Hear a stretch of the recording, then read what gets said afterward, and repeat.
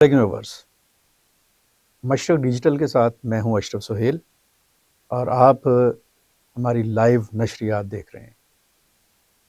ये नशरियात आप अशरफ सुहेल ऑफिशियल पर भी देख सकते हैं और आज भी हम अपनी इन नशरियात में जो गुफ्तगू करेंगे उनका ताल्लुक पाकिस्तान के दाखिली हालात और पाकिस्तान के इलाकाई मामलात के साथ है।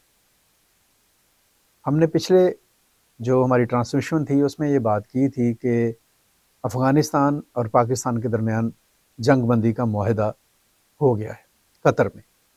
बड़ी हेक्टिक एफर्ट थी, उसमें कतर इन्वॉल्व था, तुर्किया इन्वॉल्व था, पाकिस्तान था, अफ़गानिस्तान के लोग थे और 13 घंटे तक मुज़ाकरात हुए, जिसके बाद जंग बंदी का ऐलान किया गया। और ये भी तय हुआ कि इसी मुआहदे के ताक़ब में 25 अक्टूबर को तुर्की में एक मीटिंग होगी जिसमें पाकिस्तान और अफ़गानिस्तान के सफारतकार बैठेंगे और तुर्की के जो सफारतकार हैं वो बैठेंगे और इसकी मज़ीद तफसीलात तय करेंगे। बहुत अच्छी बात हुई और एक पॉजिटिव साइन आया और उस दिन के बाद से दोनों मुल्कों के दरमियान एक हालात जो हैं वो मामूल पर हैं, बल्कि थोड़ी बहुत सरहद के ऊपर जो सरगर्मियां हैं आमदोरफ्त की वो भी शुरू हुई हैं। दूसरी बात जो आज मैं आपसे करना चाह रहा हूँ वो है army chief field marshal Syed Asim Munir की आज की गुफ्तगू जो उन्होंने GHQ में की और आज उन्होंने फोकस किया है बलूचिस्तान की सूरत हाल पर और उन्होंने बड़े वाज़ेह लफ्ज़ों में ये बात कही है कि भारतीय जो प्रॉक्सीज़ हैं वो बलूचिस्तान में हालात को ख़राब करने की कोशिश कर रही हैं और करती रहती हैं, लेकिन बलूचिस्तान पाकिस्तान का प्राइड है, पाकिस्तान का एक फ़ख्र है और पाकिस्तान अपनी सरज़मीन के इस हिस्से पर और अपने लिए जो बायसे फ़ख्र सरज़मीन है बलूचिस्तान की, उसको नुकसान पर पहुँचाने वाले अनासर को और उसको नुकसान पहुँचाने वाले अनासर के जो पुश्तपनाह हैं या जो पॉलिसी साज हैं या मनसूबा साज हैं उनको किसी सूरत मुआफ़ नहीं करेगा। ये बात तय हो चुकी है और ये बात पाकिस्तान के बेशक जो लोग जो एलिमेंट्स अंदर बैठे हुए हैं जो फिफ्थ कॉलमिस्ट हैं और जो एलिमेंट्स पाकिस्तान के बाहर हैं, बेशक वो अफ़गानिस्तान में हैं या इंडिया में हैं या कहीं पर भी हैं, जो किसी भी जगह पर बैठकर पाकिस्तान के दाखिली अमन को, पाकिस्तान की सलामती को, पाकिस्तान की इस्तेहकाम को नुकसान पहुंचाने की सोच रखते हैं या इसके लिए कोशिश कर रहे हैं, उन्हें ये मालूम हो जाना चाहिए कि अब रियासत Pakistan, the state of Pakistan will not forgive them. बिल्कुल कोई माफ़ी नहीं होगी, उनको इग्नोर नहीं किया जाएगा। जो लोग खैबर पख्तूनख्वा में मूशगाफियाँ कर रहे हैं, शरारत कर रहे हैं, जो लोग बलूचिस्तान में आप कह लें कि इंसर्जेंसी में मुलव्वस हैं, उन्हें अब माफ़ी नहीं मिलेगी। और हमने देखा भी है पिछले हफ्ता 10 दिन में दर्जनों की तादाद में, बल्कि सैकड़ों दहशत गर्दों को, शिद्दत पसंदों को, शर पसंदों को कैफरे किरदार तक पहुंचाया जा चुका है। बेशक वो अफ़गानिस्तान के अंदर बैठे हुए थे या उन्होंने पाकिस्तान और अफ़गानिस्तान की बॉर्डर जो है उसको धोखाधड़ी से क्रॉस करने की कोशिश की या अफ़गान सिक्योरिटी फोर्सेस के कॉपरेशन से अंदर आने की कोशिश की। उनका मुंह तोड़ उनको जवाब दिया गया और ये आइंदा भी दिया जाता रहेगा। और मैं यहाँ पर वजाहत के साथ कह दूँ कि बेशक वो एलिमेंट पॉलिटिकल एलिमेंट हो, रिलीजियस एलिमेंट हो या वो सोशल आप कह लें कि हमारी जो टीयर्स हैं उनके साथ उनका ताल्लुक हो, किसी को भी माफ़ नहीं किया जाएगा जो पाकिस्तान की इक़्तिसादियात के साथ खेलने की कोशिश करेगा या पाकिस्तान के सलामती को या दाखिली अमन को नुकसान पहुँचाने की कोशिश करेगा। और यहाँ पर मैं एक और बात बता दूँ, ये कोई ऐसी बात नहीं है जो मैं करने लगा हूँ कि जिसके तारफ़ के लिए कोई बड़े लंबे चौड़े दलाइल की ज़रूरत है। डॉक्यूमेंट्स आर देयर,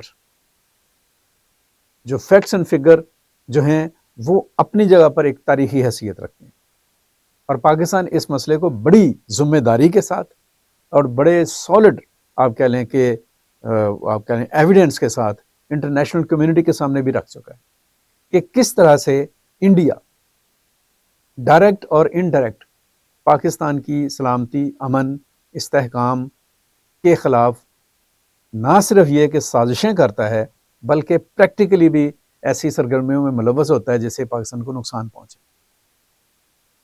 ہونا تو یہ چاہیے تھا کہ بھارتی جو حکمران ہیں یا رولرز ہیں یا لیڈرشپ جو ان سی ہے وہ زمینی حقائق کو سمجھتے، کشمیر کے مسئلے کے اوپر ایک غیر مشروط، معنی خیز اور ایک رزلٹ اورینٹڈ مذاکراتی عمل پر اتفاق کرتے، کیونکہ سب کانٹیننٹ میں کشمیر از دا بون آف کنٹینشن، یہ ایک فساد کی جڑ ہے یہ مسئلہ جو ان سے ہے۔ اور یہ کہاں پہ ہے فساد جو ان سے؟ ایک سمپل سی بات ہے کہ پاکستان اس رائے کے، اس قرارداد کے حق میں ہے کہ کشمیریوں کو اس تصواب رائے کا حق دیا جائے۔ کون ہے جو ان کو حق نہیں دے رہا؟ اس کو تلاش کر لیا جائے تو آپ کو اندازہ ہو جائے گا، میرے سننے والوں کو، دیکھنے والوں کو، کہ وہ سارے کے سارے سراغ انڈیا میں جا کے ملیں گے۔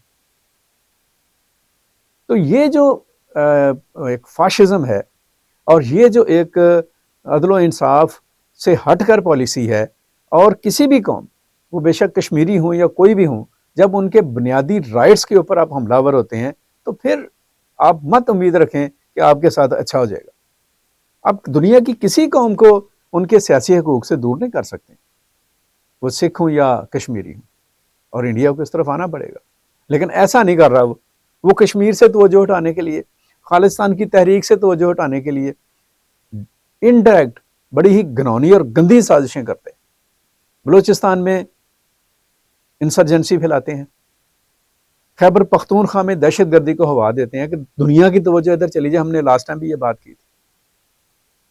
بشنوئی گینگ جیسے لوگوں کو پپٹ کے طور پر سامنے لاتے ہیں، جن کو آپ نے جیل میں بٹھایا ہوا ہے، اور ان کے ذریعے سے کینیڈا، امریکہ سے لے کر پاکستان تک آپ لوگوں کو ٹارگٹ کل کرتے ہیں۔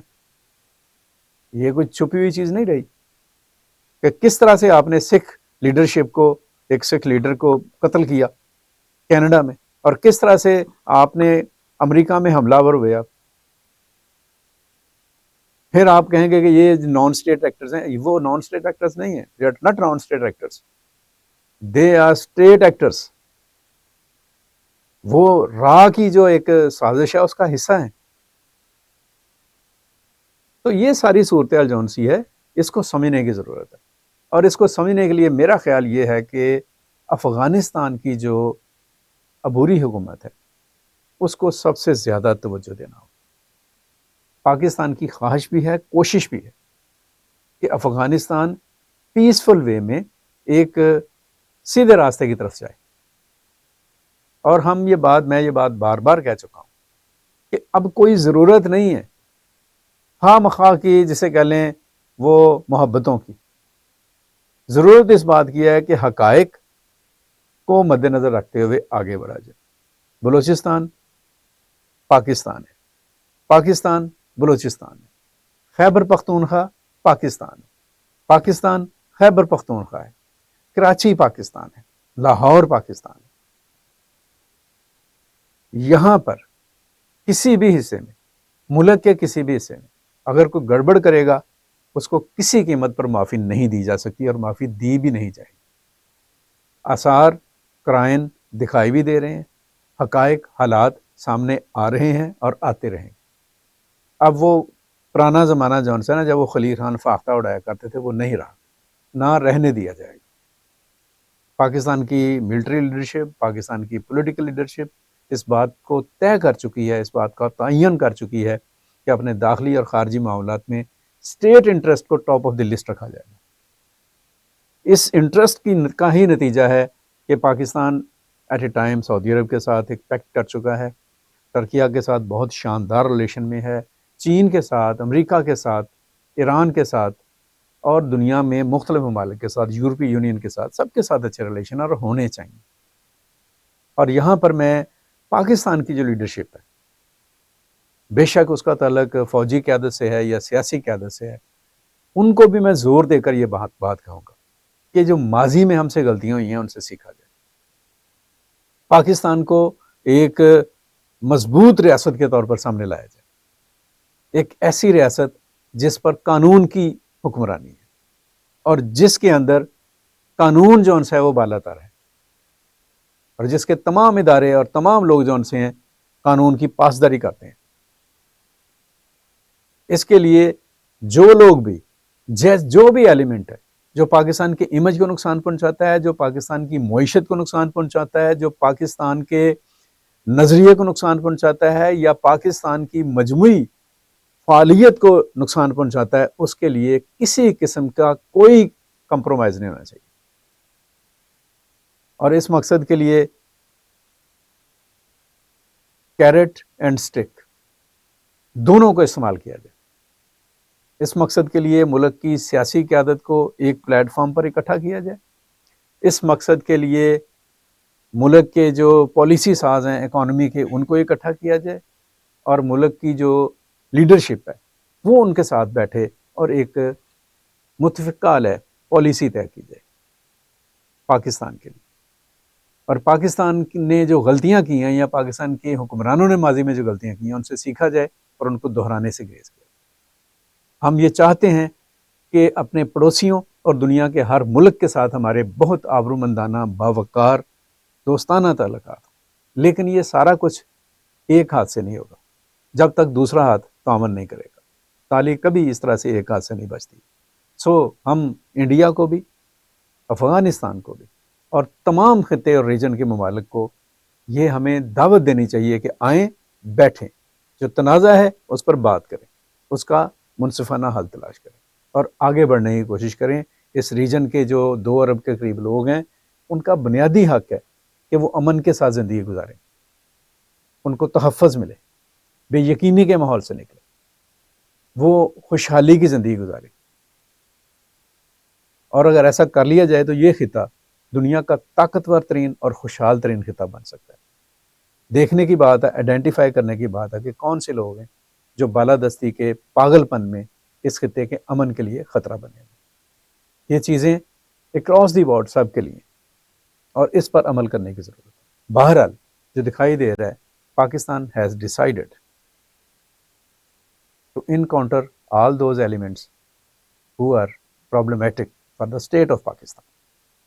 Either they are living in Pakistan or out of Pakistan. This is a uniform formula. اس پہ کوئی کمپرومائز نہیں۔ آج تک کے لیے اتنے۔ اپنا بہت سارا خیال رکھیں، ہماری نشریات کو دیکھتے رہیں۔ ہم ایٹ اے ٹائم لائیو جا رہے ہوتے ہیں مشرق ڈیجیٹل اور اشرف سہیل آفیشیل پر۔ مزید ہم بات کریں گے علاقائی مسائل پر، گلوبل مسائل پر۔